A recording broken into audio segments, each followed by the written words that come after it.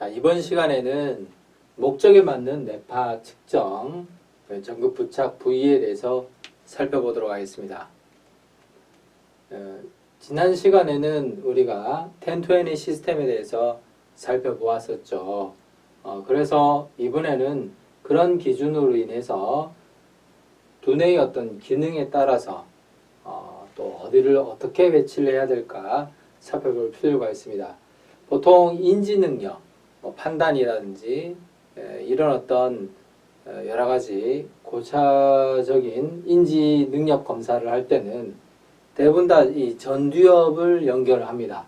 왜냐? 판단하고 그리고 사고하고 이런 어떤 감정 이런 부분들은 대부분 다 전두엽에서 관할하기 때문에 FP1, FP2, FPZ, FZ, F3, F4 이런 부분으로 연결을 합니다.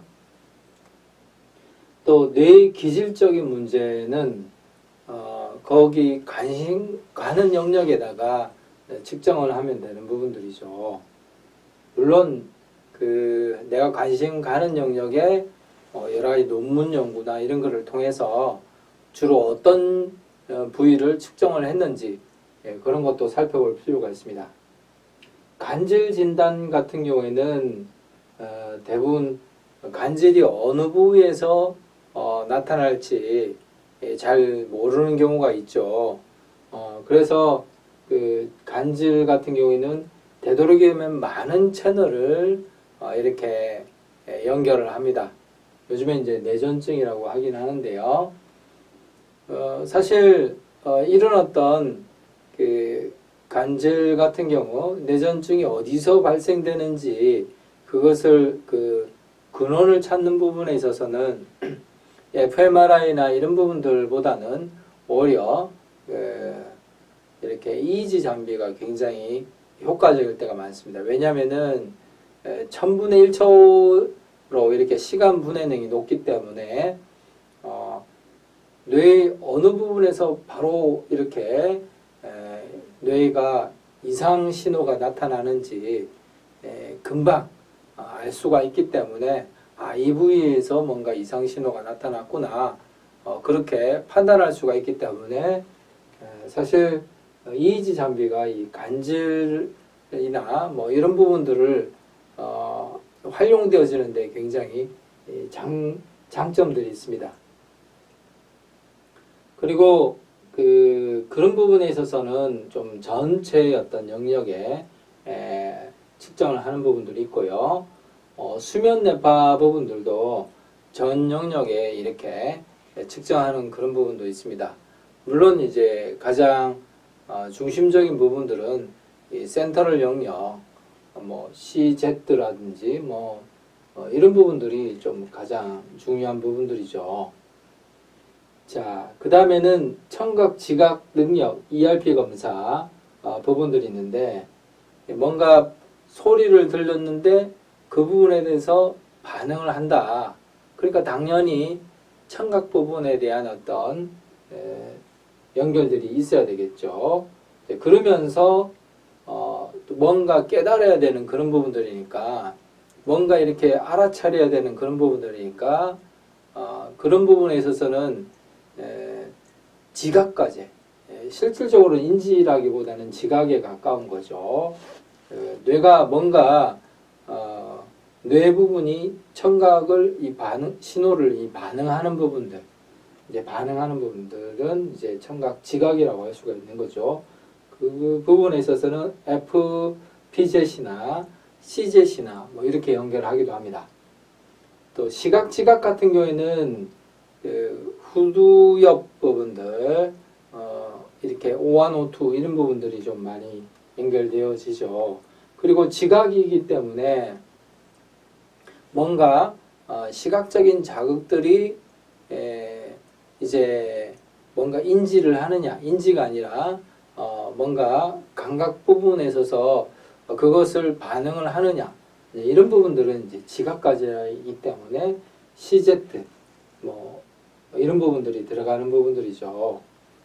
그래서 O1, O2, CZ 이렇게 연결하기도 합니다. 여기에 예시가 나와져 있는데요. 청각 자극을 주고 이렇게 측두엽을 연결하고 뭐 시제들을 연결해서 뭐 오른쪽 왼쪽 그에 따르는 어떤 반응 부분들을 보는 부분들이고요.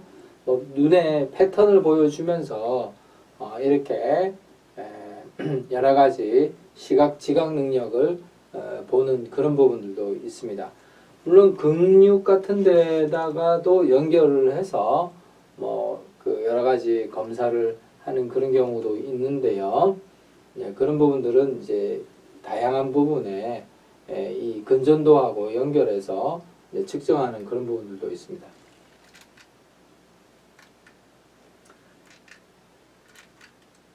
자, 기타 전극 연결 부분에 있어서 이제 C3, C4 중심 후회라는 그런 해부학적 영역인데요. 핵심 기능은 체감각 담당하는 1차 체감각 피질이라고 할 수가 있고요. F3, F4는 전두 가리 피질이고 배외측 전전두 피질, 작업 기억과 문제 해결, 고등 인지 기능을 담당하는 부분들이 바로 F3, F4입니다. F7, F8 뭐 이런 안화 영역이고 기억, 정서, 후각 기능을 담당하는 그런 부분들입니다. FP1, FP2 이 전전두 영역이죠.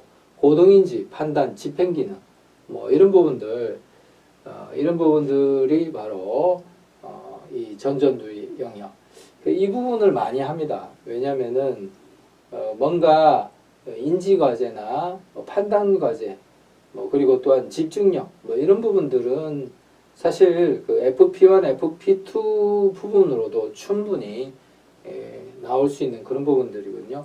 또 감정 부분도 나오기 때문에 스트레스 부분들도 FP1, FP2만 가지고도 충분히 이렇게 어느 정도인지 알 수가 있는 부분들이기 때문에 여러 가지 영역이 있긴 있지만은 정말 많이 활용되어지는 영역은 바로 FP1, FP2 이런 전전두 영역이 좀 많이 활용되어지죠. 수면이나 시각 이런 부분에 있어서는 실험적으로 O1, O2가 또 많이 쓰여지기도 합니다. 색깔이나 운동시각 이런 부분들이고요. 그리고 또 역시 마찬가지로 이 그 센터럴 영역인 그 C3, C4 또는 CZ 이 부분도 역시 전극 연결이 많이 되는 그런 부분들이죠. T3, T4, T5, T6 이런 부분들은 이 청각 연합 피질이기 때문에 청각 처리를 어떻게 하느냐 그런 걸 알아보기 위해서 그쪽 전극에다가 그 부에다가 연결하기도 하고요.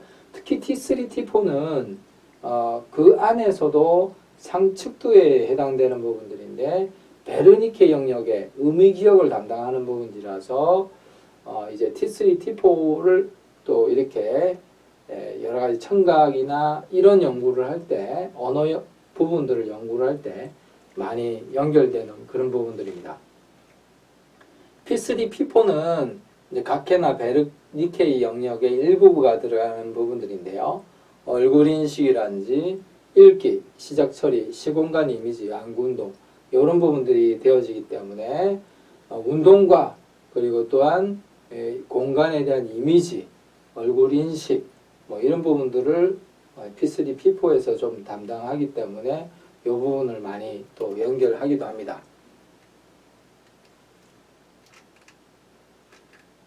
자, 보통 뇌파 전극을 부착을 할 때는 이런 어떤 플레이트 전극, 그러니까 접시 전극이라고 하죠. 보통 그 페이스트라고 해서 전극 풀이 있습니다. 보통 이제 소금 성분으로 많이 만들어져 있는데요. 풀처럼 되어 있습니다. 그래서 떠서 그 원하는 뇌파 그 전극을 부위를 이렇게 부착을 하고 거즈 같은 것들을 이렇게 붙이는 그런 부분들이 있습니다. 물론 스냅 전극이라는 게 또 있어요. 그래서 그 일회용 전극인데요. 마치 이렇게 접착 하듯이 이렇게 몸에 부착하는 부분들인데 근전도에서도 많이 쓰이기도 하고요. 전전두를 측정할 때도 이 일회용 전극을 많이 쓰기도 합니다.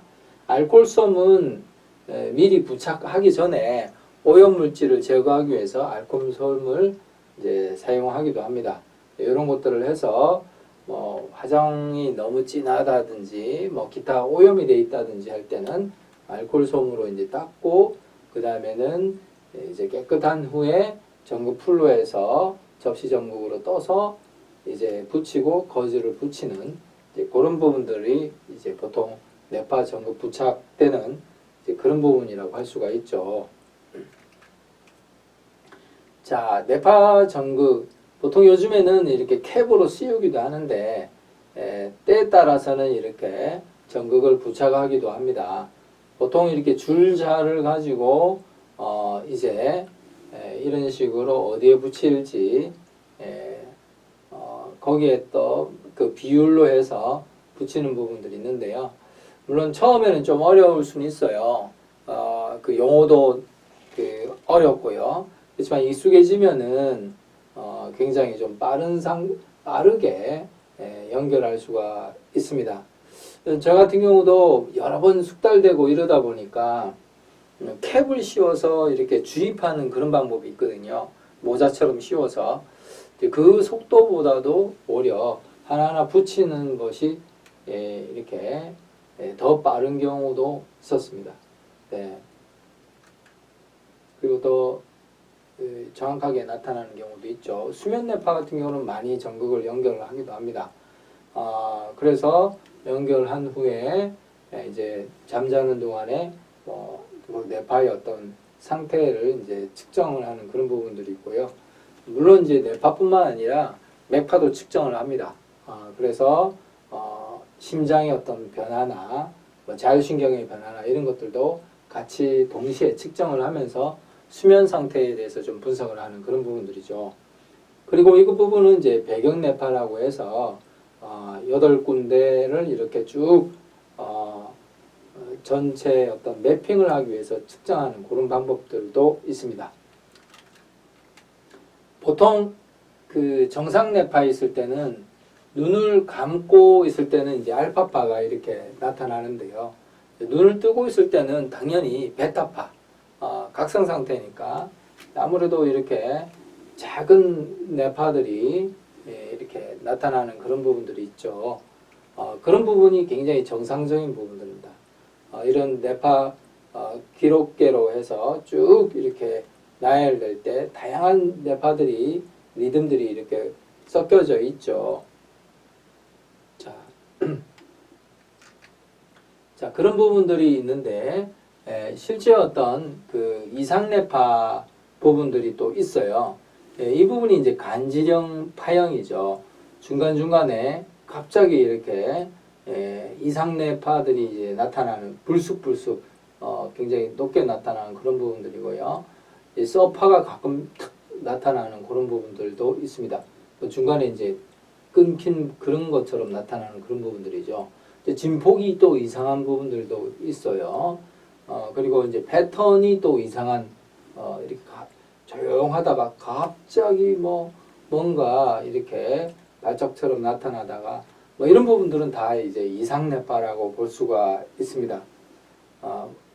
그런 어떤 부분들을 이제 이 내파를 전극을 배치를 하고 그런 어떤 이상한 이제 부위 부분에 좀 평소와 다른 정상적인 내파가 나타나지 않았을 때 이제 그런 부분에 대해서 이제 추적하고 또 살펴보는 그런 부분이 이런 어떤 내파 검사하는 부분들이라고 할 수가 있죠. 또 병원에서는 수술할 때 또 내파를 많이 연결합니다. 왜냐하면은 그 뇌사 상태를 판독하기 위해서 내파 연결을 많이 하거든요. 그래서 그 내파가 이렇게 뇌사 상태의 내파는 움직임이 없죠. 네, 움직임이 없습니다. 그것을 일종의 이제 뇌사 상태라고 하는 거죠. 물론 이거는 EKG라는 거는 이제 심전도 부분들인데 심전도는 뛰어요. 그 사람이 뇌사 상태면 일단 뇌가 작동을 안 하기 때문에 이제 사망이나 마찬가지입니다. 그렇지만 일정 시간은 뇌는 사망했을지라도 심장은 일정 시간 정도는 뛰어요. 물론 이제 좀 가다가 이제 멈추긴 하지만은 그런 어떤 상태를 지금 현재 보여주고 있죠. 뇌는 멈췄지만 심장은 일정 부분 뛰고 있는 그런 부분. 그러나 심장도 곧 멈추게 됩니다. 자, 뇌파 부분에서 또 특히 많이 연구하는 부분들, 그 부분은 또 수면 뇌파 부분들이죠. 수면 뇌파는 이제 수면 다원 검사라고 해서 다양한 이제 그 잠버릇이라든지 뭐 코 고는 거라든지 아니면은 뭐 코 골다가 뭐 이렇게 숨을 잘 못 쉬는 그런 분들 아니면 수면 장애가 있는 분들 그런 분들을 이제 무엇이 원인인지 그런 부분들을 검사하는 그런 부분들인데 이 수면이라는 거는 이제 그냥 푹 자서 깨어나는 그런 부분들이 아니라 실제 다양한 단계들이 있습니다. 특별히 인명기에는 이 첫 단계라고 하는데요. 인명기에 때는 잠을 들기 시작하는 그런 시기인데 아주 이제 졸린 거죠. 그래서 한 30초에서 7분 정도 소요되기도 합니다. 물론 이 평균적인 부분들이죠. 사람마다 조금은 차이가 있습니다. 그래서 7분 정도 굉장히 이제 뇌파가 이제 알파파에서 세타파로 그러면서 굉장히 졸린 그런 부분들이죠. 실제 이렇게 굉장히 뇌파들이 안정화되는 그런 부분들 있습니다. 그러다가 이제 경명기가 돼서는 뇌파가 점점 느려지고 그러니까 세타파에서 이제 델타파로 가지는 그런 부분으로 이제 가는 거죠. 그리고 작고 빠른 파가 이제 한 번씩 나타납니다. 그것이 이제 슬립 스핀들이라는 것이 이제 나타나는데요. 이제 그런 부분들이 이제 K 복합이라는 부분들이라고 또 보이는 부분이라고 할 수 있습니다. 이렇게 가끔 가다가 이제 조금 작고 빠른 파들이 한 번씩 나타나는 그런 부분들이라고 볼 수가 있죠. 자, 그런 부분들이고요. 그리고 안면기에서는 이제 큰 슬로우 웨이브가 이제 나타납니다. 이제 조금 가면 갈수록 이렇게 뇌파 파형들이 좀 크고 굵직해지죠. 점점 이렇게 델타파 가까이 가는 거죠. 그래서 안면기에서는 이제 큰 어떤 슬로우 웨이브, 그렇게 하고 가끔씩 이렇게 적은 빈도로 슬립 스핀들이 이렇게 작고 빠른 파가 한 번씩 나타나기도 합니다. 그렇지만 전반적으로는 다 큰 이런 어떤 델타파가 나타나는 거죠. 신명기에는 아예 이런 이제 그 슬립 스핀들이 이제 없어지는 거죠. 그런 부분들이 전혀 없고 그냥 계속 큰 굵직굵직한 슬로우 웨이브, 델타파가 거의 다 대부분을 차지합니다. 이거는 신명기 아주 깊은 잠에 빠진 그런 부분들이죠. 휴식을 취하는 부분들이고요. 자, 이럴 때 좀 몸이 많이 회복되기도 합니다. 실질적으로 우리가 잠잘 때 많은 에너지를 사실 소비를 합니다. 그래서 그냥 눈 감고 있는 것보다 잠을 잘 때 더 많은 에너지 소비를 하는데 그 상당 부분들이 뇌를 뿐만 아니라 몸을 회복하고 그리고 또 여러 가지 또 정상 기능으로 돌려놓는 이제 그런 기능들을 하기 때문에 이제 굉장히 에너지를 많이 소비하는 그런 부분들입니다. 잠을 자면서요. 자, 그리고 우리가 잠을 자게 되면은 이렇게 신명기만 있는 것이 아닙니다. 그래서 이 렘 수면기라고 하는데요.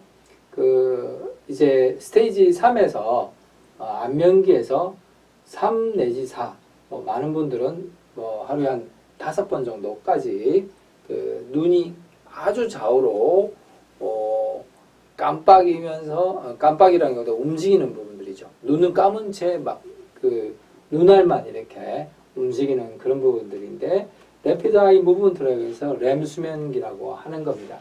보통 그때 꿈을 꾼다고 합니다. 그래서 렘 수면기에 꿈을 꾸게 되고 그리고 하루에도 잠자는 동안에 4번, 5번 정도의 렘 수면기가 있기 때문에 이 꿈을 그러면 여러 번 꾼다는 거죠.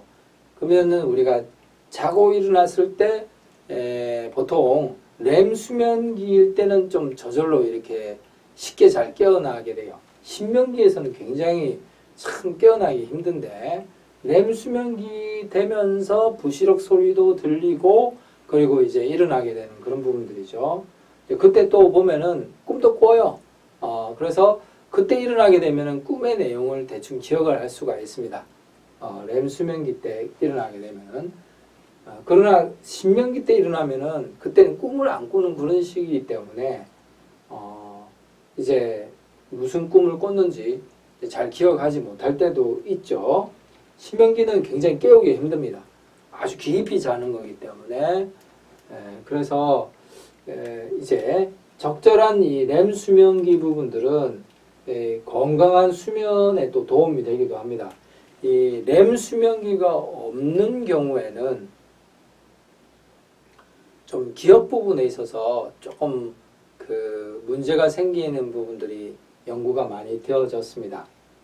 그래서 실제 어떤 렘 수면은 이 눈알이 이렇게 움직이는 그런 걸 통해서 뭐 기억 부분들이 이렇게 정리가 되어지고 또 다음 날에 또 뭔가 새로운 기억들을 받아들일 수 있는 그런 부분들이기 때문에 이 안구 운동하고 이 기억 부분하고 많이 연결되어 있다라는 어떤 연구들이 또 많이 연구들이 좀 되어지고 있죠. 자, 그 다음에는 이 자파 부분들인데요. 눈 깜빡임 할 때 이렇게 그 움직임에 따라서 뇌파들이 변하는 그런 부분들입니다. 이 근육을 움직이면요. 예를 들어서 뇌파 측정을 하는데 몸을 움직이거나 이러면은 그 뇌파에 그대로 또 영향이 나타나는 거죠. 실제 그 눈 깜빡이었을 때 이런 어떤 특징들이 또 나타나고요. 또 이 부분은 또 전극이 불량됐을 때 한쪽은 이렇게 측정이 잘 되지만 하나는 접촉 불량인 거죠. 그 떨어져 있는 그런 상태 이런 식으로 나옵니다. 이제 그런 부분들은 어찌 보면은 측정에서 이제 조금 제외되기도 하고요. 그리고 또 분석에서 이제 빠지기도 한 그런 부분들입니다. 이 자파가 좀 많기 때문에 뇌파 부분들은 눈 깜빡임도 이제 자파 부분들도 있기 때문에 보통 필터를 씁니다. 측정하고 나서 이런 어떤 근전도 신호들은 이제 제어하기 때문에 보통 1에서 3Hz 정도 부분들은 필터로 이렇게 잘라내는 그런 부분으로 하고 나머지 부분들을 연구하는 부분들이 많죠. 딸꾹질 같은 경우도 보면은 이렇게 뇌파에 영향을 미칩니다. 접촉 불량도 사실 나타나는 그런 부분들이죠. 전화벨, 그러니까 전화를 실질적으로 핸드폰 가까이 측정하고 있는데 전화가 왔다 이러면은 굉장히 이렇게 영향을 받는 그런 부분들이 있습니다. 또 뇌 수술하거나 뭐 수술실에서 핸드폰을 못 쓰게 하는 그런 부분들도 실제 이런 신호 레벨에 영향을 주기 때문에 좀 오진을 할 수가 있는 그런 부분이 있는 거죠. 만약 뇌사 상태에 있는 분이 있는데 뭔가 전화를 막 옆에서 쓰고 뭐 하고 이렇게 해가지고 뭔가 신호가 들어갔다. 그러면은 이 정확하게 판단을 하지 못하는 그런 부분들이 생길 수도 있는 거죠. 뭐 마찬가지로 이제 간질 검사를 하는데 뭔가 혼입이 됐다. 그럼 제대로 판단을 못하는 이제 그런 부분이 생길 수도 있는 겁니다. 그래서 전화나 이런 부분들은 수술할 때는 대부분 다 이제 근처에 오지 못하게끔 그렇게 제재를 하는 부분들이 있죠. 자, 뇌 매핑 뭐 이런 부분들은 세타, 알파, 베타 리듬의 뇌 부위별 파워 분포를 색상으로 시각하는 부분들이 바로 뇌 매핑 부분들입니다. 보통 이렇게 알파파 맵, 세타파 맵, 베타파 맵 이렇게 해서 주파수 리듬별로 해서 그 어떤 상태를 보겠다라는 부분들인데요. 이런 매핑들은 다른 거는 다 이렇게 배제하고 세타로 해서 보겠다라는 부분들이니까 세타파의 활동이 뇌 전체에 얼마큼 나타나느냐 그런 걸 볼 수가 있는 거죠. 일반 정상적인 분들은 다 이렇게 좀 나타나는데 뭔가 좀 틀리거나 좀 다른 분들은 좀 다른 어떤 패턴이 나타나기도 하고요. 자극을 뭘로 했느냐 어떤 환경에 따라 조금씩 틀리기도 합니다. 자, 알파파는 보통 후두엽에 이렇게 붉게 나타나는 부분들이 많아요. 그렇지만은 또 사람에 따라서 좀 틀리고 자극원에 따라 틀린 부분도 있고요. 베타파는 이 축두엽 부분에 붉게 베타파가 활성화되는 부분들인데 요 뇌파는 지금 뭐 전반적인 부분에 다 베타가 지금 활성화된 그런 부분들이죠. 뭐 스트레스를 받거나 아니면 매우 각성이 돼 있거나 뭐 그런 상태라고 볼 수가 있습니다. 자, 뇌 매핑의 임상 진단적 예시 부분들이 있는데요. 뭐 이제 그 뇌허혈성 진단 뭐 부분들은 물론 이거는 그 뇌파를 가지고 이렇게 진단을 하거나 이런 부분들은 뭐 좀처럼 잘 없는 그런 부분들인데 측정하다 보면은 이제 간혹 나타나는 경우도 있어요. 물론 그런 경우에는 이제 또 더 큰 병원으로 정밀 검사를 의뢰를 하는 것이 가장 좋죠. 그렇지만 이제 측정하다 보면 다양한 사람을 측정하다 보면은 그 실제 어떤 뇌항 가운데 이 세타파 맵으로 봤는데 이 세타파 맵이 이렇게 활성화되어 있어요. 붉게. 그러면은 뭔가 이렇게 뇌의 어떤 한 부분에 세타파가 활성화되어 있다. 그 어떤 전체 영역에 비해서 그러면은 그 뇌 허혈성 이제 피가 이렇게 그 피질 위로 대뇌 피질 위로 이렇게 피가 고여 있는 부분들 뇌파가 잘 측정이 안 되니까 이제 그 베타파나 뭐 이런 부분이 측정이 잘 안 되니까 굵직굵직한 파만 이렇게 측정이 되는 거죠. 그러니까 세타파나 뭐 이런 부분들, 그다음 델타파가 이런 것들이 이제 측정되어지는 부분들이 있고요. 그리고 세타파도 이렇게 측정되어지는 경우가 있습니다. 혈성 환자 같은 게 그런 부분들이죠. 알츠하이머도 주로 이렇게 뒷머리 부분에 알파파 편향이 없어지는 부분들이 있고요. 베타파가 전 부분에서 이제 감소를 하고 세타파만 쫙 이렇게 많아지는 전 영역에서 많아지는 이제 그런 부분들이 이제 알츠하이머 어떤 패턴의 어떤 특성으로 좀 보이는 경우가 있습니다. 알츠하이머 같은 경우는 좀 복잡한 정신 수행을 잘 못하죠. 그러니까 베타파가 이제 전반적으로 좀 사라지고 있는 그런 부분들이죠. 그리고 항상 멍하니 이제 이런 부분들이 있기 때문에 뇌가 상당히 이제 좀 휴식을 취하고 있는 그런 부분들이죠. 그러니까 세타파만 전반적으로 이렇게 활성화되는 그런 부분들이 이제 알츠하이머 이런 치매 환자의 이런 뇌파의 특성들이고요.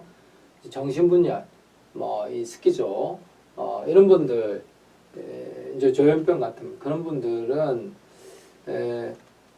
그 알파파 분포에서 좌우 비대칭이 좀 나타나는데요. 특히 T3 부분에 있어서 이쪽이죠. 베타파가 조금 더 많이 나온 한쪽만 붉어지는데 오른쪽 왼쪽 중에서 왼쪽만 베타파가 두드러지게 붉게 나오고 또 알파파도 좀 좌우 불규칙 패턴이 나오고 이제 그런 부분들도 역시 보면은 그 스키죠. 이렇게 조현병, 분열병, 정신분열병의 환자의 또 특징이라고 볼 수가 있습니다.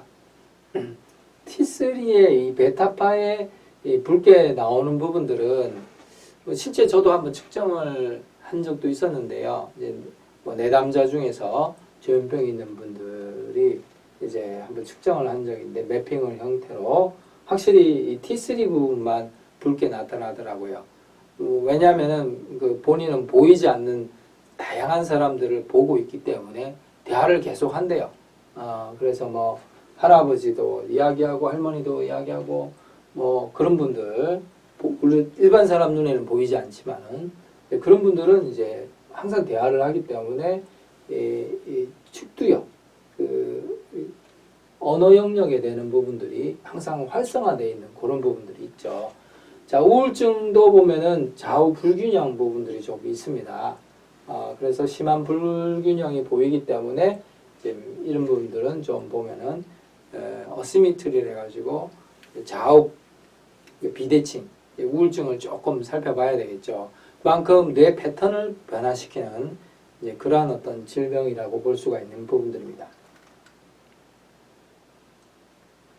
자, 역시 마찬가지로 그 좌우 부분들은 이렇게 오른쪽과 왼쪽에 어떤 활동 부분에 있어서 어느 정도 이 파워가 서로 그 레프트 쪽이 강하냐, 라이트 쪽이 강하냐 그런 부분들은 이제 어느 정도 균형 잡혀 있느냐 균형도를 알 수가 있는 거죠. 한쪽이 너무 지나치게 높다. 그러면 이제 불균형 상태라고 볼 수가 있는 겁니다. 자, 그리고 이제 이거는 전체 레벨을 이제 스펙트럼으로 이제 본 것이지만은 그 안에서 뭐 세타파는 평균에 비해 얼마나 나왔고 알파는 얼마 나왔고 해서 이 주파수의 어떤 그 특성들을 활성 레파 리듬을 이제 분석한 부분들인데요. 뭐 세타부터 감마까지 쭉 이렇게 분석되어진 그런 부분들입니다. 물론 뭐 델타파도 나오기도 하는데 되도록이면 이렇게 뭐 혼입이 되기 때문에 뭐 델타파는 활성화 리듬 부분에서 이렇게 제외되는 경우도 있고요. 물론 이제 델타파까지도 표시하는 그런 부분이 또 있긴 있습니다. 자, 그 다음에는 스펙트럴 엣지 프리퀀시라고 해서 그 SF 95%, 90%, 뭐 SF 50%, 뭐 이런 부분들도 있는데요. 이제 SF 90이라는 건 뭐냐면은 그 스펙트럴 엣지 프리퀀시, 그러니까 전체 주파수가 1에서부터 0.2에서 50Hz까지 있잖아요. 그곳의 전체 면적을 다 합친 것의 90% 지점이 바로 SF 90%라고 볼 수가 있습니다. 그러니까 이 끝을 이렇게 쭉 하면 이게 이 전체가 있던 이 표면적이 나오잖아요. 그 표면적을 이렇게 파이 차트로 나눴을 때 뭐 델타파는 몇 프로고 세타파는 몇 프로고 알파파는 몇 프로고 하는 그런 부분으로 나옵니다. 이 파워 스펙트럼은. 근데 거기에다가 SEF 이제 스펙트럴 엣지 프리퀀시를 적용하면은 보통 50%를 적용하면은 보통 알파파에 또 이렇게 나옵니다. 90%에다 적용을 하면은 전체 뇌파 부분의 90%에 해당되는 부분들, 10%만 남겨놓은 부분들이죠. 대부분 다 이제 베타파 영역에 가리키기도 하는데요. 그래서 SF 90% 같은 경우에는 베타파 영역에서 보통 검출이 됩니다. 일반적으로는. 그렇지만은 만약 예를 들어서 지금 마취를 전신 마취를 해야 된다. 근데 이 사람이 점점점 의식이 없어지는지 아니면 더 깨어나는지 어떻게 알 수 있느냐? 이 뇌파를 측정해서 SEF 90%라는 부분들의 이 지표를 가지고 활용을 하게 되면은 마취가 이렇게 전신 마취가 이렇게 잘 효령이 되어져서 수술을 잘 하게 되면은 뭐 일단은 의식이 점점점 아래쪽으로 가겠죠. 자고 있는 그런 수준일 겁니다. 그러다가 마취가 깨게 되면은 이렇게 그 SF 90%가 점점점 위로 올라가게 되는 거죠. 그래서 이 마취가 지금 이제 깨어나고 있구나. 수술하면서 의사들은 이제 실시간으로 파악을 하게 되는 거죠. 그래서 뭐 적절하게 거기에 따르는 어떤 조치를 취할 수가 있는 부분이라고 볼 수가 있습니다. 그것을 알아보기 위해서 SF 90%를 많이 활용합니다. 각성도 정도를 알 수가 있는 그런 부분들이죠. 자, 그래서 SEF는 뇌파 각성을 이제 정량화시켜서 어느 정도 이렇게 깨어가 있는지 아니면은 어느 정도 의식이 점점 없어지고 있는지 그래서 임상적으로 볼 때는 마취 약물 투여할 때 서서히 의식을 잃어가는 과정을 이렇게 모니터링 해볼 수가 있다. 그 마취 심도를 이제 정확하게 뇌파를 통해서 알 수가 있는 그런 부분입니다. 만약 높아진다면은 이제 점점 각성이 생기니까 깨어나고 있다는 그런 부분이라고 볼 수가 있겠죠. 그런 부분에 활용하는 지표가 SEF 지표라는 부분들입니다. 정신부화도 지표는 사실 이렇게 SEF 90%를 좀 용어가 어렵잖아요. 그래서 이제 멘탈 워크로드 이제 얼마나 각성되어 있느냐. 각성되어 있으니까 좀 뭔가 그 부하가 생기겠죠. 그래서 멘탈 워크로드라고 해가지고 정신 부하도로 해서 이렇게 지표를 SF 90%를 이제 멘탈 워크로드라는 어떤 주작적 정의로 이렇게 설명하기도 합니다. 자, 그래서 이 부분은 긴장, 불안이 높을수록 주파수가 점점 높아지겠죠. 만약 정신 부하도를 SEF 90%를 이렇게 멘탈 워크로드라고 정의를 합시다. 근데 점점점 더 높아졌다. 그런 부분은 지금 불안하다. 매우 긴장되어 있다라는 부분이라고 할 수가 있겠죠. 만약에 점점점 내려간다 이러면은 지금 이완 휴식 중이다 라고 볼 수가 있는 거죠.